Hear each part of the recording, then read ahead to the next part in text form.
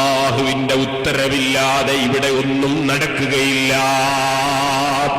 ഏത് കാര്യം നടക്കണമെങ്കിലും പടച്ച റബ്ബിന്റെ ഉത്തരവ് വേണം. മാഷാ അല്ലാഹു കാൻ വമാ ലം യശഅ ലം യകുൻ. അല്ലാഹു ഉദ്ദേശിച്ചത് ഇവിടെ ഉണ്ടാകും, അവൻ ഉദ്ദേശിക്കാത്ത ഒന്നും ഇവിടെ ഉണ്ടാവുകയില്ല. അബൂ മുസ്ലിമുൽ ഖൗലാനി റളിയല്ലാഹു അൻഹുവിനെ തീക്കുണ്ടാരത്തിലേക്ക് എറിഞ്ഞപ്പോ അബൂ മുസ്ലിമുൽ ഖൗലാനി എറിയപ്പെട്ട തീ, അതിനെ പടച്ച റബ്ബ് അതാ തീയിൽ നിന്ന് അപ്പോൾ ഉദ്ദേശിക്കുന്നത് കരിക്കലല്ല,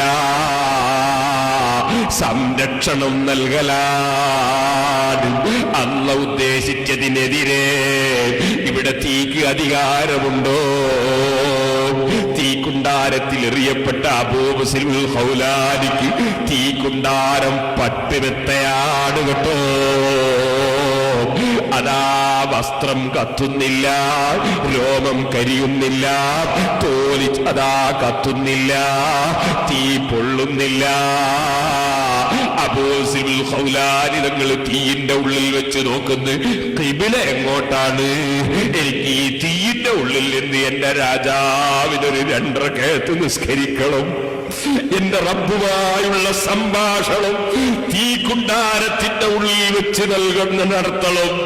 എന്റെ പ്രിയപ്പെട്ട നേതാവിന്റെ മഹത്വം ഞാൻ കള്ളപ്രവാചകന്റെ മുന്നിൽ വെച്ച് പറഞ്ഞു, അശ്ഹദു അന്ന മുഹമ്മദൻ റസൂലുള്ളാഹ്. ആ നേതാവിനെ പോലെ അവനും ആണെന്ന് പറയാൻ എന്നോട് നിർബന്ധിച്ചപ്പോൾ ഞാൻ അതിന് തുനിഞ്ഞില്ല. ഞാൻ എന്റെ റബ്ബിന്റെ മേൽ തവക്കുലാക്കി, ഞാൻ സത്യമായ വിശ്വാസത്തിൽ ഉറച്ചു നിന്ന് പ്രഖ്യാപിച്ചു. അതിന്റെ പേരിൽ അവൻ എന്നെ തീക്കുണ്ടാരത്തിൽ എറിയുമ്പോ ഞാൻ ഭീരുവായില്ല, ഞാൻ പേടിച്ച് വിറച്ചില്ല. അല്ലാഹു ഉദ്ദേശിച്ചത് നടക്കുമെന്ന നിലയ്ക്ക് ഞാൻ റബ്ബിന്റെ മേൽ തവക്കുലാക്കി നിന്നു. തീയിലെത്തി നോക്കുമ്പോൾ എന്റെ വസ്ത്രം കരിയുന്നില്ല, എന്റെ രോമം കത്തുന്നില്ല. ആ റബ്ബിന് 2 റക്അത്ത് സുജൂദ്, 2 റക്അത്ത് നിസ്കരിക്കുകയല്ലേ വേണ്ടത്? തീക്കുണ്ടാരത്തിൽ വെച്ച് 2 റക്അത്ത് നിസ്കരിച്ചു. ആ തീക്കുണ്ടാരത്തിൽ നിന്ന് അത്ഭുതകരമായി ഇറങ്ങി അബൂ മുസ്ലിമുൽ ഖൗലാനി തങ്ങൾ, ഇനി എന്റെ നേതാവിനെ ഒന്ന് സിയാറത്ത് ചെയ്യണം. അതിന് മദീനയിലേക്ക് തന്നെ അല്ലാഹുവിന്റെ റസൂലിന്റെ ഹളറത്തിലേക്ക് മദീനയിലേക്ക് വന്നു. മദീന പള്ളിയിൽ കയറി 2 റക്അത്ത് നിസ്കരിക്കുമ്പോ ഉമർ ഇബ്നുൽ ഖത്താബ് തങ്ങൾ ദൂരെ നിന്ന് നോക്കുന്നു. ആരാണത്? സാധാരണ കാണാത്ത ഒരു വ്യക്തി. നിസ്കാരം കഴിഞ്ഞ് ഉമർ ഇബ്നുൽ ഖത്താബ് റളിയല്ലാഹു അൻഹു സമീപത്ത് എന്ന് പരിചയപ്പെടുന്നു. മഹാനവർകൾ അബൂ മുസ്ലിമുൽ ഖൗലാനിക്ക് ഒരു സ്വീകരണം ഏർപ്പെടുത്തുന്നു. ആ സ്വീകരണത്തില് പറയുന്നത്, അൽഹംദുലില്ലാഹില്ലദീ ലം യുമിത്നി ഹത്താ അറാ മൻ ഫുഇല ബിഹി കമാ ഫുഇല ബിൽ ഖലീൽ ഇബ്രാഹിം നബി അലൈഹിസ്സലാത്തു വസ്സലാമിനെ ചെയ്തതുപോലെ ചെയ്തിട്ട് ഒന്നും സംഭവിക്കാതെ തിരിച്ചു വന്ന ഒരു മഹാൻ. ആ മഹാനെ കാണുന്നത് വരെ എന്റെ ആയുസ് നീട്ടിയിട്ട് തന്ന പടച്ചവന് സർവസ്തുതിയും തന്നെ. സഹോദരന്മാരെ, ഞാൻ പറഞ്ഞു വന്നത്, ബക്കറ്റും കൊണ്ടുവരുമ്പോൾ എല്ലാവരും നല്ല സംഭാവന കൊടുക്കണം. വേദം കിട്ടി മയം കിട്ടി 2 സംഭാവന കൊടുക്കണം. എല്ലാവരും നല്ല സംഭാവന കൊടുക്കണം. അല്ലാഹു തആല നമ്മളെ എല്ലാ വിഷയങ്ങളിലും ബർക്കത്ത് ചെയ്യട്ടെ. ഈ സ്ഥാപനത്തിനും അല്ലാഹു തആല ബർക്കത്ത് ചെയ്യട്ടെ. ഒരു 10 ലക്ഷം ഉറുപ്പിക ഈ സ്ഥാപനത്തിന് വേണ്ടി ഉണ്ടാകണം എന്ന് ആഗ്രഹിക്കുന്നു, ഈ സ്ഥാപനം നടത്തിക്കൊണ്ടുപോകാൻ എന്ന് എന്റെ സ്നേഹിതൻ നൂരകം സഖാഫി പറഞ്ഞു. അല്ലാഹു അത് വിജയിപ്പിക്കട്ടെ. നിങ്ങൾക്ക് അല്ലാഹു തരുന്നതിൽ പരമാവധി കൊടുക്കണം എന്ന് ഞാൻ പ്രത്യേകം പറയുന്നു. ഈ ബക്കറ്റ് പിരിവുന്നാൽ ചെലവിന്റെ പൈസ എത്തിയാൽ തന്നെ അല്ലാത്തോടാണ്. അതുകൊണ്ട് ഈ ബക്കറ്റിലും നല്ല സംഖ്യ കൊടുക്കണം എന്ന് പ്രത്യേകമായി ഓർമ്മപ്പെടുത്തുകയാണ്. സഹോദരന്മാരെ, ഞാൻ പറഞ്ഞു വന്നത്, പാരത്രിക ലോകമാണ് സ്വദേശം. ഈ ഭൗതികമായ ലോകം സ്വദേശമല്ല, വിദേശമാണ്. യാത്രാ വഴിയിലുള്ള വിദേശത്തുള്ളിലൂടെയുള്ള നീ കടന്നു പോകലാണിത്. ഇത് മനസ്സിന്റെ അടിത്തട്ടിലും ഉറപ്പിച്ചപ്പോൾ അബൂ മുസ്ലിം ഖൗലാനി റളിയല്ലാഹു അൻഹു തീയിലെറിയപ്പെടുമ്പോൾ ഒരു പ്രശ്നവും തോന്നിയില്ല. ആദ്യം അത് ഉറപ്പിക്കണം. അതുറപ്പിച്ചവന് സുബ്ഹിന്റെ സമയത്ത് കിടന്നുറങ്ങാൻ കഴിയില്ല. അത് മനസ്സിൽ ഉറപ്പിച്ചവന് കള്ളുകുടിയനാകാൻ സാധ്യമല്ല. പാരത്രിക ലോകത്തെ കുറിച്ച് ഉറപ്പിച്ചവന് എത്ര ലാഭം കിട്ടിയാലും പലിശ വാങ്ങാൻ സാധ്യമല്ല. പാരത്രിക ലോകത്തെ കുറിച്ച് ഉറപ്പിച്ചവർക്ക് വ്യഭിചാര കുറ്റത്തിന് മുതിരാൻ ധൈര്യം വരില്ല. ഓ സഹോദരന്മാരെ, സഹോദരിമാരെ, പാരത്രിക ലോകം ഉറപ്പിച്ചവന് കള്ളം പറയാൻ ധൈര്യം വരില്ല, വഞ്ചിക്കാൻ ധൈര്യം വരില്ല, ആലിമീങ്ങളെ ചീത്ത പറയാൻ ധൈര്യം വരില്ല, തങ്ങന്മാരെ നിസ്സാരപ്പെടുത്താൻ ധൈര്യം വരില്ല, ഔലിയാക്കളെ കാഫറാക്കാൻ ധൈര്യം വരില്ല, അല്ലാഹുവിന്റെ റസൂലിന്റെ മഹത്വം ഇടിച്ചു താഴ്ത്താൻ ധൈര്യം വരില്ല. പാരത്രിക ലോകത്ത് അചഞ്ചലമായ വിശ്വാസം പാരത്രിക ലോകത്തെ കുറിച്ച് വേണം. ആ വിശ്വാസം ഹൃദയത്തിൽ രൂഢമൂലമായാൽ മനുഷ്യൻ സൽക്കർമ്മിയാകാനൊരുങ്ങുന്നു, ദുഷ്കർമ്മങ്ങളിൽ നിന്ന് മാറി നിൽക്കുന്നു. നമുക്കെല്ലാവർക്കുമുള്ളതാണ് മരണം. അത് സ്വദേശത്തേക്കുള്ള യാത്രയാണെന്ന് ഞാൻ പറഞ്ഞില്ലേ? അഷ്റഫുൽ ഖൽഖ് സല്ലല്ലാഹു അലൈഹി വസല്ലം തങ്ങൾ പറയുന്നു, മൻ അഹബ്ബ ലിഖാ അല്ലാഹി അഹബ്ബല്ലാഹു ലിഖാഅഹ്. അല്ലാഹുവിനെ കണ്ടുമുട്ടണമെന്ന് വല്ലവനും താല്പര്യമുണ്ടെങ്കിൽ അവനെ കാണാൻ അള്ളയും താല്പര്യമുള്ളവൻ തന്നെ എന്ന് പറഞ്ഞാൽ അതിന്റെ അർത്ഥം എന്താണ്? എനിക്ക് ഈ ഇടുങ്ങിയ ജീവിതമുള്ള ദുന്യാവിൽ നിന്ന് അല്ലാഹുവിന് വേണ്ടി ധാരാളം സൽക്കർമ്മങ്ങൾ ചെയ്യാൻ ഞാൻ ഇവിടെ താമസിക്കുന്നു. ദുബായിലേക്ക് പോകുന്ന ഒരു മനുഷ്യന് ദുബായിൽ കൂടണം എന്ന ആഗ്രഹം ഇല്ല. അവന്റെ ആഗ്രഹം നാട്ടിൽ വന്ന് കൂടണമെന്നാണ്. പക്ഷേ ദുബായിലേക്ക് പോകുന്നു അവൻ. അവിടെ എത്തിയിട്ട് ഒരാഴ്ച കഴിയുമ്പോ കഫീൽ വിളിച്ചിട്ട് നിന്നെ ഞാൻ ഇതാ നാട്ടിലേക്ക് തന്നെ തിരിച്ചു പറഞ്ഞേക്കുകയാണെന്ന് പറഞ്ഞാൽ അവന്റെ മനസ്സ് വേദനിക്കുന്നു. വാസ്തവത്തിൽ അവന്റെ മനസ്സിന്റെ അടിത്തട്ടിലുള്ളത് നാട്ടിൽ ജീവിക്കണമെന്നാണ്.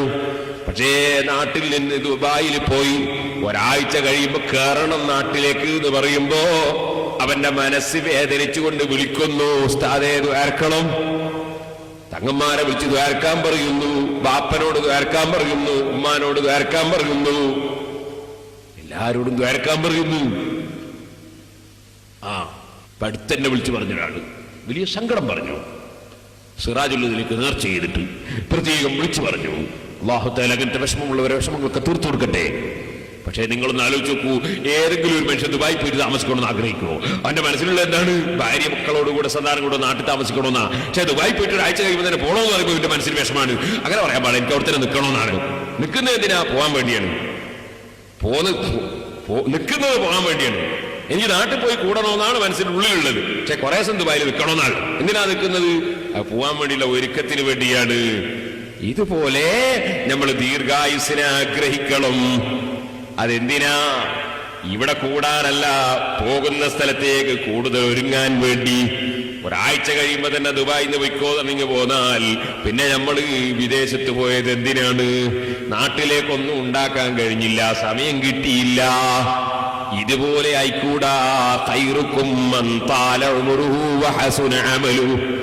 നിങ്ങളെ കൂട്ടത്തിൽ ഖൈറായവർ ദീർഘായുസ് കിട്ടുകയും സൽക്കർമ്മം ചെയ്യാൻ തൗഫീഖ് കിട്ടുകയും ചെയ്തവരാണ്. അപ്പൊ നമുക്കൊക്കെ ദീർഘായുസ് വേണം, ദീർഘായുസ് വേണമെന്ന് നമ്മൾ പ്രാർത്ഥിക്കുന്നത് എന്തിനാ? ഇവിടെ വെച്ച് പെട്ടെന്ന് നമ്മളെ വിസ ക്യാൻസലാക്കി അങ്ങ് പറഞ്ഞേച്ചാൽ നമ്മക്ക് നമ്മളെ സ്വദേശത്തേക്ക് സമ്പാദിക്കാൻ സാധ്യമല്ല. അതുകൊണ്ട് ഇവിടെ എത്ര കൊല്ലം കൂടുതൽ നിൽക്കാൻ സാധിച്ചോ അത്രയും കൊല്ലം നമുക്ക് പോകേണ്ട സ്ഥലത്തേക്ക് സമ്പാദിക്കാൻ കഴിയും. അതുകൊണ്ട് ഡ്യൂട്ടി ടൈം കൂടുതൽ കിട്ടണം. ഡ്യൂട്ടി ടൈം കൂടുതൽ കിട്ടാൻ ദീർഘായുസ് വേണം. അതുകൊണ്ട് ഇവിടെ താമസിക്കണം, ജീവിക്കണമെന്ന് നമ്മൾ ആശിക്കുന്നു, മുസ്ലിമീങ്ങൾ ആശിക്കുന്നു. അതേസമയം മനസ്സിന്റെ അടിത്തട്ടിലുള്ളത് എന്താണ്? എനിക്കെന്റെ സ്വദേശത്ത് സ്വർഗത്തിലേക്ക് എത്തണം, എന്റെ രാജാവിനെ കാണണം, അല്ലാഹുവിനെ കാണണം, എന്റെ നേതാവിനെ കാണണം. ചിന്തയുടെ ഉള്ളിന്റെ ഉള്ളിലുള്ള ആഗ്രഹം അതാണ്.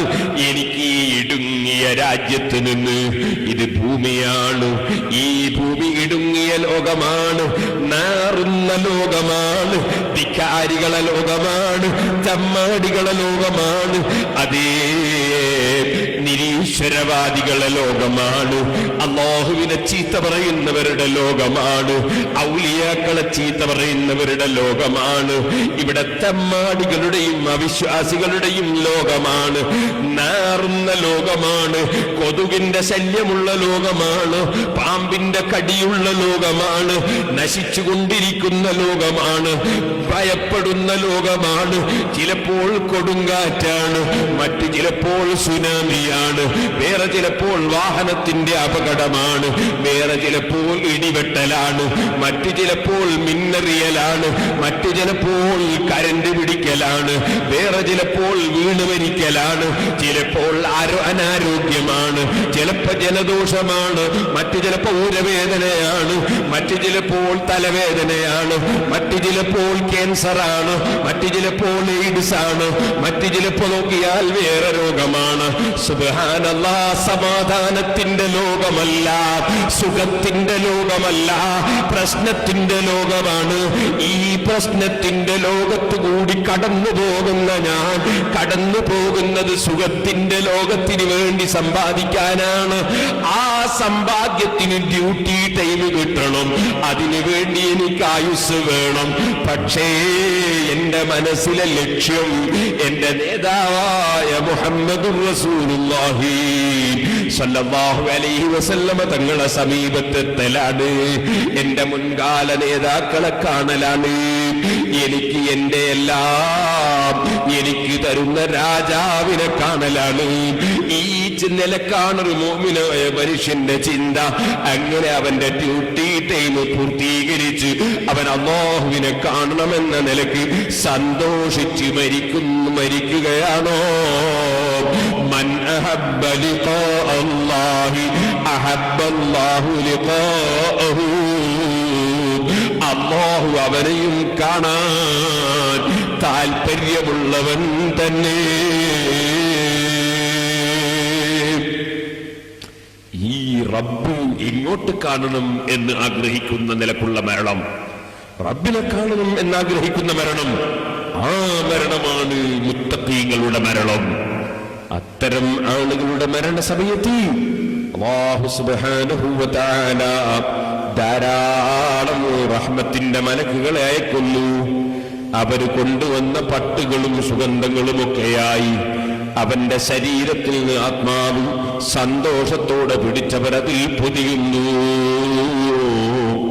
ഈ മരണത്തിന്റെ സമയം നമുക്കെല്ലാവർക്കും അനുഭവിക്കാനുള്ള സമയമാണ്. ഓ സഹോദരന്മാരെ, അത് ഈമാനും തഖ്വയുമുള്ളവന്റെ മരണമാണ്. ഇമാം ബുഖാരി റിപ്പോർട്ട് ചെയ്യുന്നു, അങ്ങനെ മരിക്കുന്ന വ്യക്തിയുടെ സമീപത്ത് വന്ന് അല്ലാഹുവിന്റെ തൃപ്തി നിനക്കുണ്ട്, നിനക്ക് ധാരാളം കറാമത്തുകളുണ്ട്. മരിക്കുന്ന സമയത്ത് മുത്തഖിയായ മനുഷ്യന് സന്തോഷവാർത്ത അറിയിക്കപ്പെടുന്നു. മരിച്ചാൽ കറാമത്ത് ഇല്ലെന്നല്ല. ഇമാം ബുഖാരി റിപ്പോർട്ട് ചെയ്യുന്നു, മരിക്കുന്ന സമയത്ത് മലക്കുകൾ എത്തുന്നു. ബുശ്ശിറ ബിറിദ്വാനില്ലാഹി വ കറാമത്തിഹി. അല്ലാഹുവിന്റെ തൃപ്തി നിനക്കുണ്ട്, അല്ലാഹു നിനക്ക് കറാമത്ത് നൽകുന്നുണ്ട്, ആദരവ് നൽകുന്നുണ്ട്. ആ സന്തോഷം മരിക്കുന്ന മനുഷ്യനോട് പറയപ്പെടുന്നു. ആ മനുഷ്യൻ സന്തോഷത്തിലാണ്. അതേ, അല്ലാഹുവിൽ നിന്ന് ലഭിച്ച സന്തോഷം കേട്ടുകൊണ്ട് അവൻ പുഞ്ചിരിക്കുകയാണ്. ഈ താഴ്ന്ന ദുന്യാവിൽ നിന്ന് ഞാൻ പറഞ്ഞില്ലേ, തലവേദനയുടെയും ഊരവേദനയുടെയും വയറ്റിൽ വേദനയുടെയും വയറിളക്കത്തിന്റെയും ഛർദിയുടെയും കുരുവിന്റെയും അതേ ചലത്തിന്റെയും ചോരയുടെയും അതേ കഫത്തിന്റെയും ജലദോഷത്തിന്റെയും കൂർക്കത്തിന്റെയും ഇങ്ങനെ തുടങ്ങിയിട്ടുള്ള എന്തെല്ലാം അനുഭവിക്കുന്ന ഈ താഴ്ന്ന ലോകം, ഈ ലോകത്ത് നിന്ന് മുന്തിയ ജീവിതത്തിലേക്ക് കാലെടുത്തു വെക്കുന്ന സന്തോഷത്തിൽ പുഞ്ചിരിച്ചുകൊണ്ട് വയ്ക്കുന്ന മുഅ്മിനും മുത്തഖിയുമായ മനുഷ്യൻ അവൻ വലിയ ഭാഗ്യവാൻ തന്നെ. അവരാണ് മരണത്തെ സ്വാഗതം ചെയ്യാൻ കാത്തുനിന്നവർ. അവരാണ് മരണത്തിങ്ങോട്ട് വന്നാൽ ഒരു വിരോധവുമില്ലെന്ന് ചിന്തിച്ചവർ. മർഹബാ മർഹബാ ജാ അൽ ഹബീബ് ജാ അൽ ഹബീബ് ജാ അൽ ഹബീബ്. എന്റെ പ്രിയപ്പെട്ട മരണം വന്നു, എന്റെ പ്രിയപ്പെട്ട മരണം വന്നു, എന്റെ പ്രിയപ്പെട്ട മരണം വന്നു എന്ന് വിളിച്ചു പറഞ്ഞവരില്ലേ? കാരണം അവർ മരണവും കാത്തിരിക്കുകയാണ്.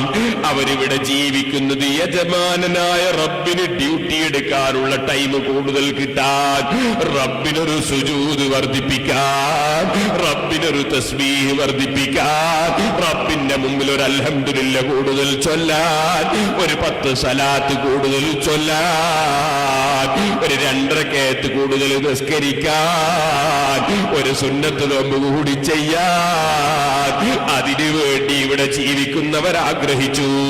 നേരെ മറിച്ച് ഈ ജീവിതത്തെ ആശിച്ചിട്ടല്ല, അവരുടെ മനസ്സിലെ ചിന്ത പാരത്രിക ലോകം തന്നെ, അതിനു വേണ്ടിയുള്ള ഒരുക്കം തന്നെ. ആ ഒരുക്കത്തിനിടയിൽ മലക്കിങ് വന്നപ്പോൾ ജാ അൽ ഹബീബ് ജാ അൽ ഹബീബ്, പ്രിയപ്പെട്ട മരണം വന്നു, മർഹബ എന്ന് പറഞ്ഞ് സ്വീകരണം നൽകി. ആ മരണം സംഭവിക്കാൻ വേണ്ടി ഒരുങ്ങണം സഹോദരന്മാരെ. ആ ഒരുക്കമാണ് വാസ്തവത്തിൽ മനുഷ്യന്റെ വിജയം. അതിനാദ്യം എന്ത് വേണം? ആദ്യം ഈ താഴ്ന്ന ദുനിയാവിനെ ഖൽബിൽ നിന്ന് തലാഖ് ചൊല്ലണം. ഈ താഴ്ന്ന ദുനിയാവിനെ പൂജിക്കുന്ന മനസ്സ് വലിച്ചെറിയണം. ഇവിടെയുള്ള സ്ഥാനമാനങ്ങൾക്ക് നിലനിൽപ്പില്ല, ഇവിടെയുള്ള പണത്തിന് നിലനിൽപ്പില്ല, ഇവിടെയുള്ള അധികാരത്തിന് നിലനിൽപ്പില്ല, ഇവിടെയുള്ള ഭംഗിക്ക് നിലനിൽപ്പില്ല, ഇവിടെയുള്ള ജനങ്ങൾക്കിടയിലുള്ള മഹത്വത്തിന് നിലനിൽപ്പില്ല. നിലനിൽപ്പുള്ളത് പാരത്രിക ലോകത്തിനാണ്. കേട്ടിട്ടില്ലേ നിങ്ങൾ ഇമാം ബുഖാരി റിപ്പോർട്ടിന്റെ ഹദീസ്? അഷ്റഫുൽ ഖൽഖ് സല്ലല്ലാഹു അലൈഹി വസല്ലം തങ്ങൾ പറഞ്ഞു, ഒരു സ്ത്രീ ഒരു ചെറിയ കുട്ടിയെയും എടുത്തിങ്ങനെ പോകുന്നു, മുല കുടിക്കുന്ന കുട്ടി. ആ കുട്ടി മുല കൊടുത്തിങ്ങനെ കൊണ്ടുപോകുമ്പോ ഒരു വലിയ കുതിരപ്പുറത്തൊരു വലിയ നേതാവ് വന്നിറങ്ങി. ആളുകളൊക്കെ ആ നേതാവിനെ ബഹുമാനിക്കുന്നു, എല്ലാവരും സ്വീകരണം നൽകുന്നു.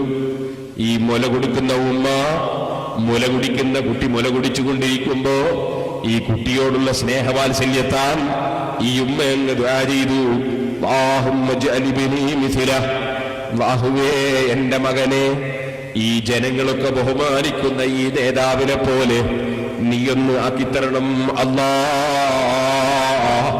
മകന്റെ പുരോഗതി ആഗ്രഹിക്കുന്ന ഉമ്മ ഈ പ്രാർത്ഥന നടത്തിയപ്പോ ഇമാം ബുഖാരി റിപ്പോർട്ട് ചെയ്യുന്ന ഹദീസിൽ കാണാം, അല്ലാഹുവിന്റെ റസൂൽ നമ്മെ പഠിപ്പിക്കുന്നു, മുല കുടിക്കുന്ന കുട്ടി മുലയങ്ങ് വിട്ടുകളഞ്ഞു. പടച്ച റബ്ബിനോട് പ്രാർത്ഥിക്കുന്നു, അല്ലാഹുമ്മ ലാ തജ്അൽനി മിസ്ല, അല്ലാഹുവേ എന്നെ നീ അവനെ പോലെ ആക്കല്ല അല്ലാ. ജനങ്ങളൊക്കെ ബഹുമാനിക്കുന്ന നേതാവിനെ പോലെ എന്റെ മകൻ പുരോഗമിച്ചാകണമെന്ന് ആശിച്ചിട്ട് പ്രാർത്ഥിക്കുന്ന ഉമ്മക്കെതിരെ കുട്ടിയുടെ ദുആ, എന്നെ അവനെ പോലെ ആക്കല്ല അല്ലാ. സംസാരത്തിന് പ്രായമെത്താത്ത കുട്ടി സംസാരിക്കുന്നു, അത് തന്നെയും കുട്ടിക്ക് പ്രതികൂലമായി പ്രാർത്ഥിക്കുന്നു. ഉമ്മ അത്ഭുതത്തോടെ ആ ഉമ്മ പിന്നെയും കുഞ്ഞിനെയും കൊണ്ട് മുന്നോട്ട് നീങ്ങുന്നു. ഒരു സ്ഥലത്തെത്തുമ്പോ കുറെ ആളുകൾ കൂടി ഒരു സ്ത്രീയെ കല്ലെറിയുന്നു, ഒരു സ്ത്രീയെ ചീത്ത പറയുന്നു, ആ സ്ത്രീയെ കുറ്റം പറയുന്നു.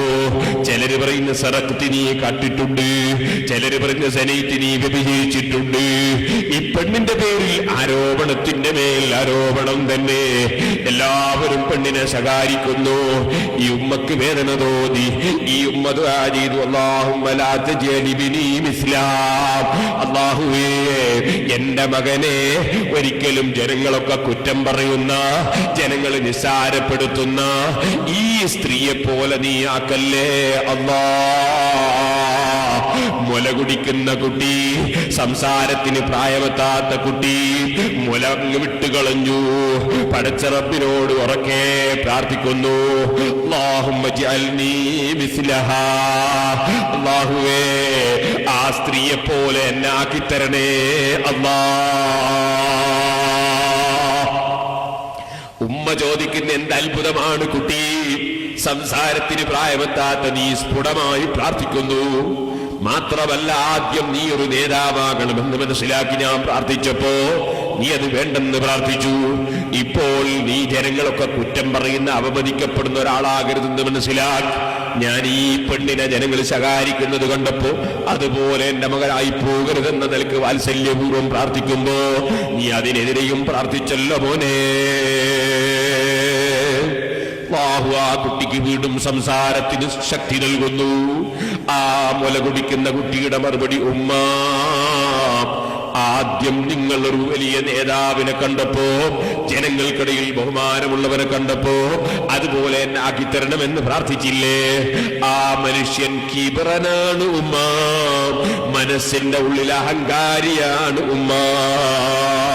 ജനങ്ങൾക്കിടയിൽ വലിയ സ്ഥാനമുള്ളവനാണ്, പടച്ചവന്റെ അടുക്കൽ അവനൊന്നുമല്ല. അവൻ ധിക്കാരിയാണ്, അഹങ്കാരിയാണ്. റബ്ബിന്റെ അടുക്കൽ അവൻ പരാജിതൻ തന്നെ.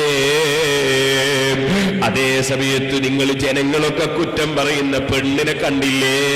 വതഖൂലു ഹസ്ബിയല്ലാഹ് ഹസ്ബിയല്ലാഹ് ഹസ്ബിയല്ലാഹ്.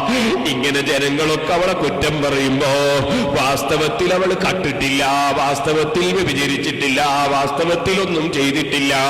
ജനങ്ങൾ വെറുതെ ആരോപണം പറഞ്ഞുണ്ടാക്കുകയാണ്. വതഖൂലു ഹസ്ബിയല്ലാഹ് ഹസ്ബിയല്ലാഹ്, എനിക്കല്ല മതി, എനിക്കല്ല മതി, എനിക്കല്ല മതി. എന്റെ രഹസ്യവും പരസ്യവും അറിയുന്ന രാജാവുണ്ടല്ലോ, ആ പെണ്ണ് തവക്കുലിലാണ് ഉമ്മ. അല്ലാഹുവിങ്കിൽ ഹബ്ബുള്ള പെണ്ണാണ് ഉമ്മ. ഈ ചെറിയ കുട്ടി മറുപടി പറയുന്ന ഇമാം ബുഖാരി സഹീഹുൽ ബുഖാരിയിൽ റിപ്പോർട്ട് ചെയ്യുന്നു. ആ ഹദീസിൽ എന്റെ പ്രിയപ്പെട്ട മുത്തഅല്ലിമീങ്ങളെ ഒരുപാട് പാഠങ്ങളുണ്ട്. അതിൽപ്പെട്ട ഒന്നാണ്, കുപ്പിയാകത്തുള്ള വസ്തുവിനെ പോലെ കാണും ഞാൻ നിങ്ങളെ തൽബകം എന്നോവർ. ഔലിയാക്കളെ കൂട്ടത്തിൽ ചിലരുണ്ട്, അവർക്ക് മറ്റവന്റെ മനസ്സിലെ കിബിർ അറിയാൻ കഴിയും, മറ്റവന്റെ മനസ്സിലെ അസൂയ അറിയാൻ കഴിയും. അങ്ങനെ ഔലിയാക്കളെ കൂട്ടത്തിൽ മനസ്സ് വായിക്കുന്ന ചിലരുണ്ട്. എന്നാൽ ഔലിയാക്കളെ കൂട്ടത്തിൽ തന്നെ കുതുബായി വന്നോവർ, വയസ്സ് വേണമെന്നില്ല, പ്രസവിക്കപ്പെടുമ്പോ തന്നെ കുതുബായവരുണ്ട്. ഈ കുട്ടി അതിൽപ്പെട്ടതാണ് കേട്ടോ. മുല കുടിക്കുന്ന സമയത്ത് തന്നെ മുതലാളിയുടെ മനസ്സിലെ കിബിർ നോക്കി പറയാൻ ഈ കുട്ടിക്ക് സാധിക്കുന്നു. കുതുബായി വന്നോവർ, കുപ്പിയാകത്തുള്ള വസ്തുവിനെ പോലെ കാണും ഞാൻ നിങ്ങളെ കൽബകം എന്നോവർ. ആ നിലക്കുള്ളൊരു കുട്ടിയാണിത്. അതിന്റെ പുറമെ തെറ്റ് ചെയ്യാത്ത ആള്, തെറ്റ് ചെയ്യാത്ത നിരപരാധിയാണെന്ന് ഈ കുട്ടിക്ക് പറയാൻ കഴിയുന്നു. ആ പാവപ്പെട്ട പെണ്ണിന് അല്ലാഹുവിങ്കലുള്ള സ്ഥാനം ഈ കുട്ടി അറിയുന്നു. അങ്ങനെ സ്ഥാനങ്ങൾ അല്ലാഹു കൊടുക്കുന്നതാർക്ക്, കൊടുക്കേണ്ടതാർക്ക്, അത്തരം കാര്യങ്ങളൊക്കെ ലൗഹുൽ മഹ്ഫൂദ് നോക്കി വായിക്കാൻ കഴിയുന്ന മഹാന്മാരുണ്ട്. എന്റെ കണ്ണെപ്പോഴും ലൗഹില്ലാതെന്നോവർ. അങ്ങനെ ലൗഹുൽ മഹ്ഫൂസ് നോക്കി കാര്യം പറയുന്നവരുണ്ട്. അതുപോലുള്ള വലിയ കറാമത്തുള്ള കുട്ടിയാണിത്. ഇരിക്കട്ടെ, ഞാൻ ആ ഹദീസ് പറഞ്ഞ നീണ്ട ഹദീസാണത്, അതിന്റെ ഒരു ഭാഗമാണ്. ഇമാം ബുഖാരി അത് റിപ്പോർട്ട് ചെയ്യുന്നു. ഞാനത് സൂചിപ്പിച്ചത് എന്തിനാണ്? ഈ ഭൗതികമായ ലോകത്തുള്ള സ്ഥാനമാനം മഹാന്മാര് ചിന്തിക്കുന്നില്ല. അവര് ലോകത്തെ അവരെ മനസ്സുകൊണ്ട് അവര് തലാഖ് ചൊല്ലി. ഇന്നലില്ലാഹി ഇബാദൻ ഫുതനാ തല്ലഖു ദുനിയാ വഖാഫുൽ ഫിതനാ. ഭൗതികമായ ലോകത്തുള്ള ഫിത്നകളിൽപ്പെട്ട് എന്റെ ഈമാൻ നശിച്ചുകൂടാ, എന്റെ അമല് നശിച്ചുകൂടാ. ഇതൊരു വിദേശ രാജ്യത്തുകൂടെയുള്ള യാത്ര മാത്രമാണ്. എനിക്ക് എന്നെന്നും നിൽക്കേണ്ട ലോകത്തെ ജീവിച്ച് ഞാൻ മരിച്ചു പോകുമ്പോൾ ഈമാനോടെ മരിക്കണം, തെക്കുവയോടെ യാത്ര ചെയ്യണം. അതിന്റെ മുന്നിൽ സ്ഥാനമാനം പ്രശ്നമല്ല, പണം പ്രശ്നമല്ല, അധികാരം പ്രശ്നമല്ല, എന്റെ കൂട്ടാളികളുടെ അഭിപ്രായം പ്രശ്നമല്ല, എന്റെ പാരത്രിക ലോകം വിജയിക്കലാണ് പ്രശ്നം. ഈ ചിന്തയിൽ ജീവിച്ചവരാണ് മരണത്തിന്റെ സമയത്ത് ജഅൽ ഹബീബ്, ജഅൽ ഹബീബ്, പ്രിയപ്പെട്ട മരണം വന്നുപോയി, സ്വാഗതം തന്നെ. മരണത്തെക്കുറിച്ചുള്ള ബോധവും ചിന്തയും നമ്മുടെ മനസ്സിൽ എല്ലാ സമയത്തും ഉണ്ടാകണം. ആ ബോധം ഹൃദയത്തിൽ രൂഢമൂലമായാൽ സുബ്ഹിന്റെ സമയത്ത് പിന്നെ കിടന്നുറങ്ങൽ എങ്ങനെ? അല്ലാഹുവിന്റെ മുമ്പിൽ നിസ്കരിക്കാതെ കിടന്നുറങ്ങൽ എങ്ങനെ? ഇമാം ഹിജ്ജത്തുൽ ഇസ്ലാം അബൂ ഹാമിദ് അൽ ഗസാലി റഹ്മത്തുള്ളാഹി അലൈഹി പറഞ്ഞു, കേടോ, നീ ഇശാ നിസ്കരിക്കുമ്പോൾ നിന്റെ മനസ്സിൽ കരുതണം, ഞാൻ സുബ്ഹി നിസ്കരിക്കാനുണ്ടായിക്കൊള്ളണം എന്നില്ല. ഇശാ നിസ്കരിച്ച് കിടന്നുറങ്ങിയ എന്റെ സ്നേഹിതന്മാർ, ചെറുപ്പക്കാർ മരിച്ചുപോയവരുടെ പേരെത്രയോ പറയാൻ എനിക്ക് കഴിയും. കടവത്തൂരിലെ മഹ്മൂദ്, 28 വയസ്സുള്ള ചുറുചുറുക്കുള്ള ചെറുപ്പക്കാരൻ, രാത്രിയിൽ ദുബായിൽ റൂമിൽ കിടന്നുറങ്ങി. നേരം വെളുത്തു നോക്കുമ്പോൾ മഹ്മൂദ് മരിച്ചിരിക്കുന്നു. അല്ലാഹു അദ്ദേഹത്തിന്റെ ഖബർ സന്തോഷത്തിലാക്കട്ടെ.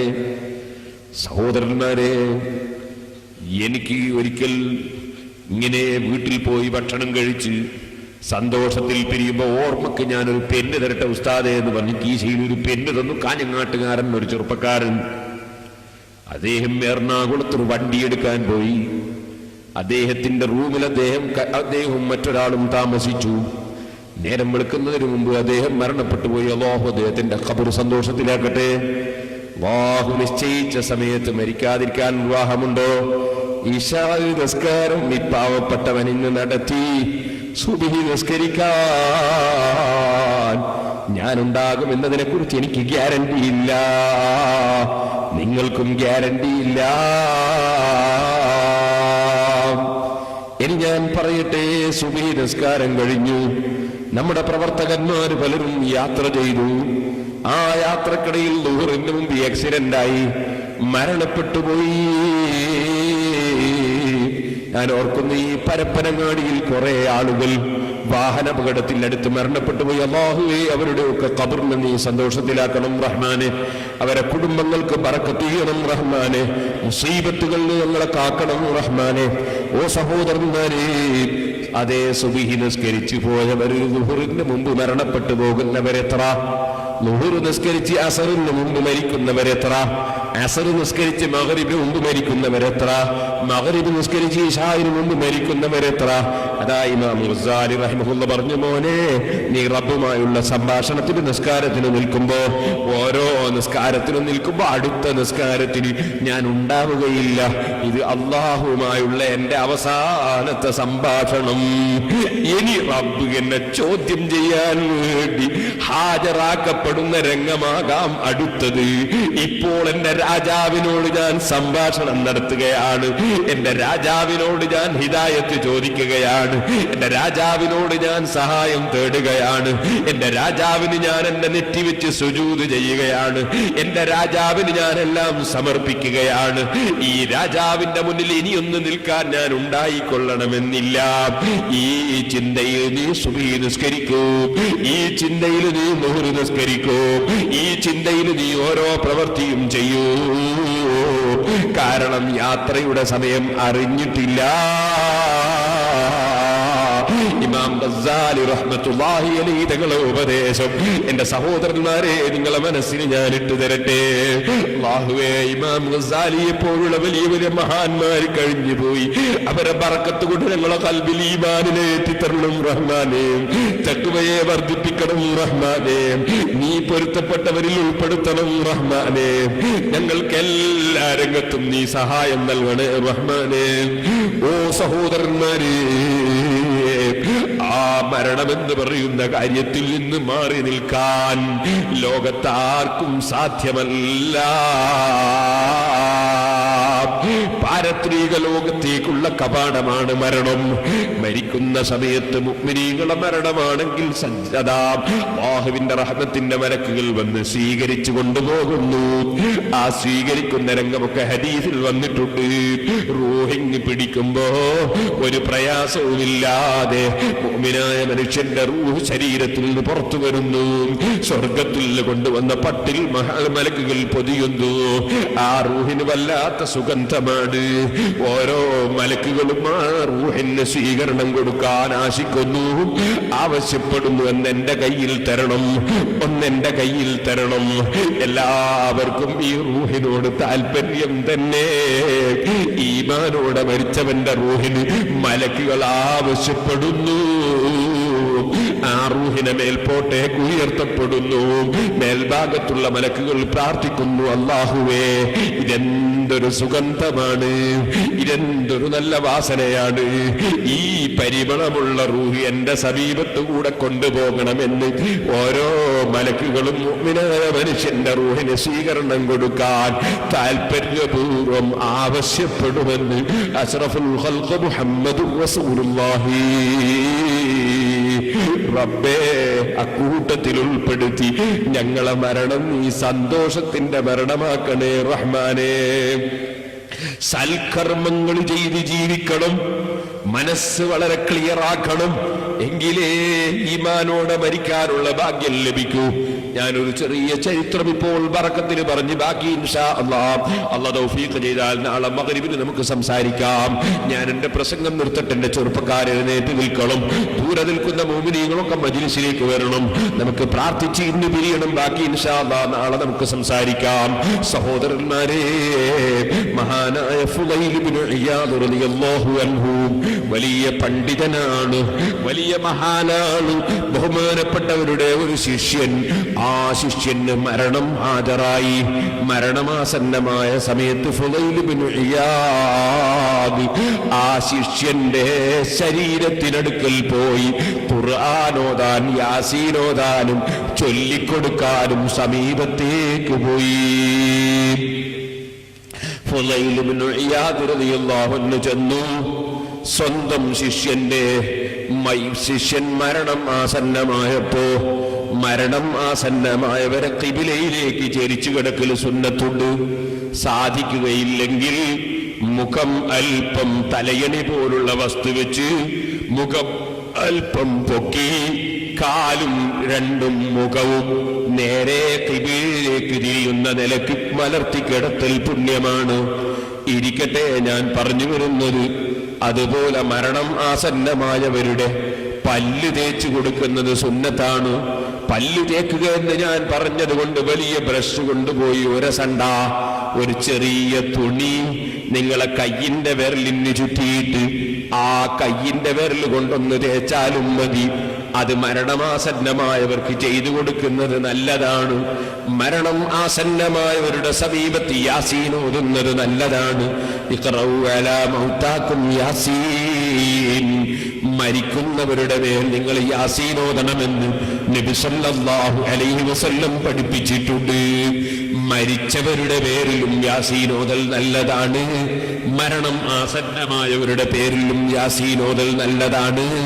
അള്ളാഹുവിന്റെ റസൂലിന്റെ ഹദീസ് രണ്ടും പഠിപ്പിക്കുന്നുണ്ടെന്ന് ഇമാം ഇബ്നു ഹജർ ഹൈതമി തങ്ങളെ പോലുള്ള ഇമാമിങ്ങൾ വിവരിച്ചിട്ടുണ്ട്.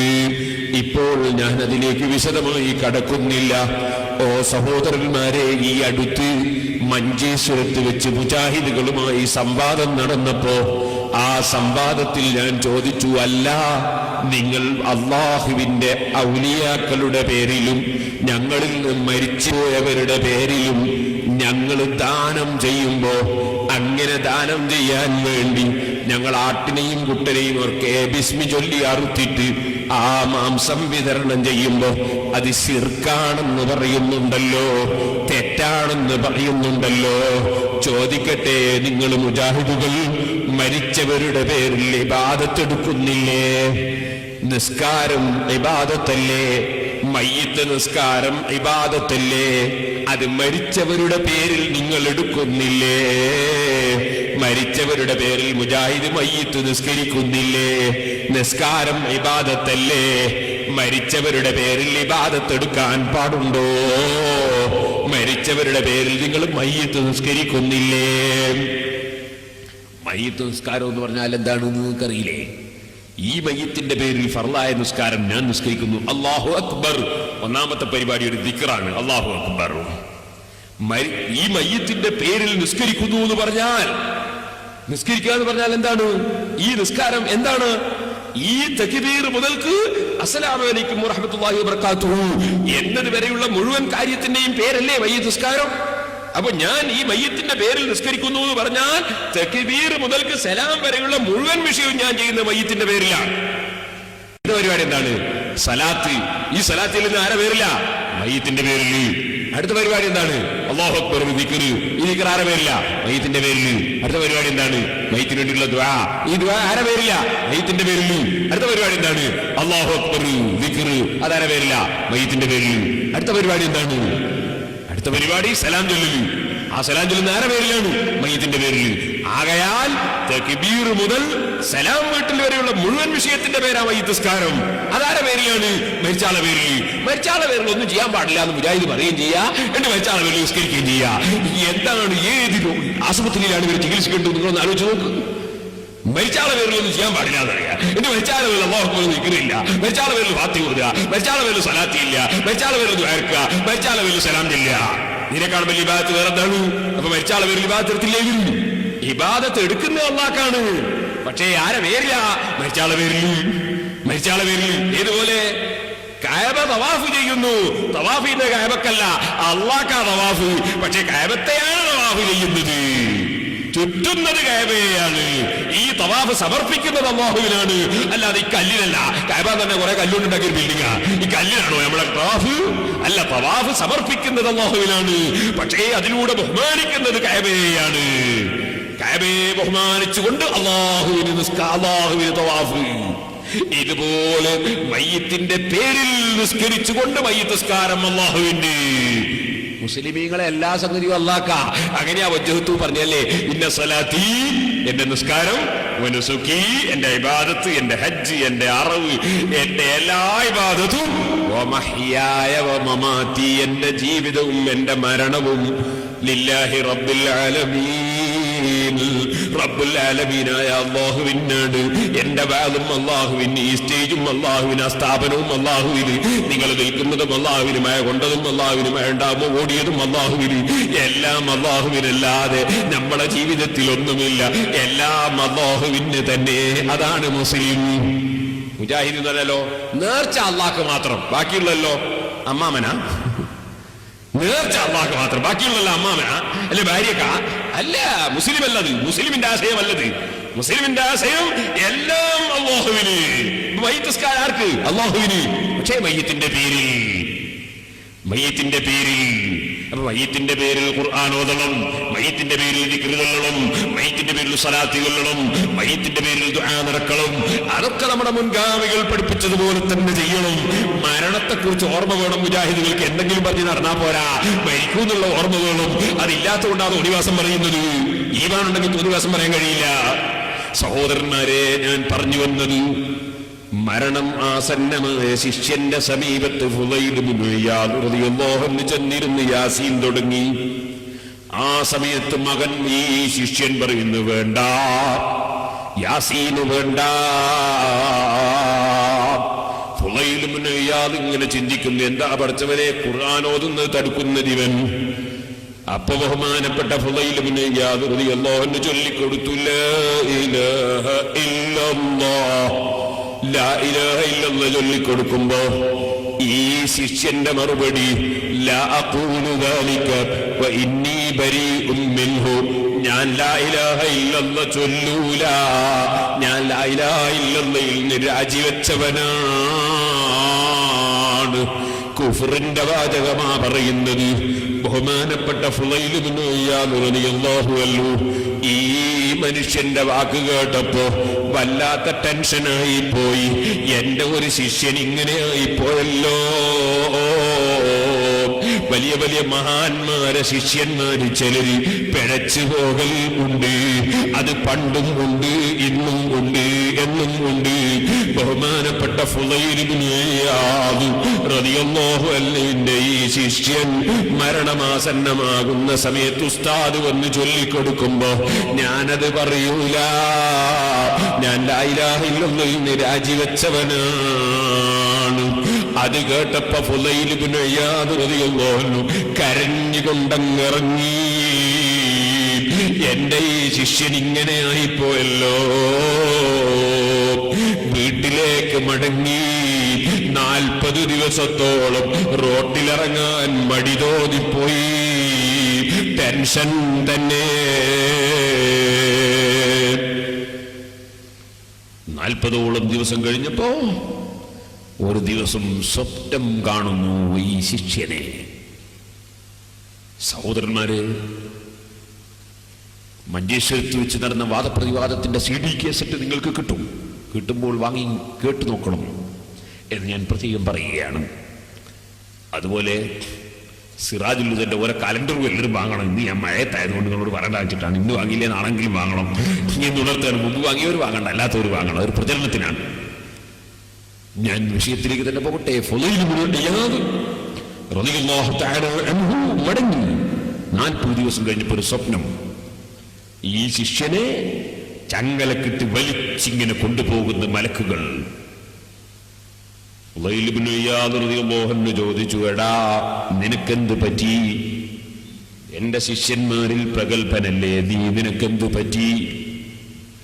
ആ ശിഷ്യന്റെ മറുപടി, ഉസ്താദേ, എന്റെ അവസാനം ദുഷിച്ചുപോയി. എനിക്ക് 3 തകരാറുകൾ ഉണ്ടായിരുന്നു. ഒരു തകരാറ്, ഞാൻ അസൂയക്കാരനായിരുന്നു. ഒരാൾക്ക് അല്ലാഹു തആല വല്ല നിഅമത്തും ചെയ്യുമ്പോ, അല്ലാഹു ഒരാൾക്ക് ഒരു അനുഗ്രഹം കൊടുക്കുമ്പോ അതിലെന്റെ മനസ്സിന് പ്രതിഷേധമാണ്. അയാളെന്താണ് ഇങ്ങനെ ഉയർന്നു പോകാൻ കാരണം? അയാൾക്കെന്താണ് എത്ര പണം ഉണ്ടാകാൻ കാരണം? അയാൾക്ക് എന്താ കച്ചവടം ഇങ്ങനെ പുരോഗമിക്കാൻ കാരണം? ഇങ്ങനെ വേറെ ഒരാൾക്ക് അല്ലാഹു കൊടുക്കുമ്പോ നമ്മളെ മനസ്സിൽ പ്രതിഷേധമുണ്ടാവുക, അതാണ് അസൂയ. കുറെ വള്ളങ്ങളുണ്ട്. ഒരു വള്ളം പോയി നോക്കുമ്പോ എപ്പോഴും നല്ലോണം മീൻ കിട്ടുന്നു.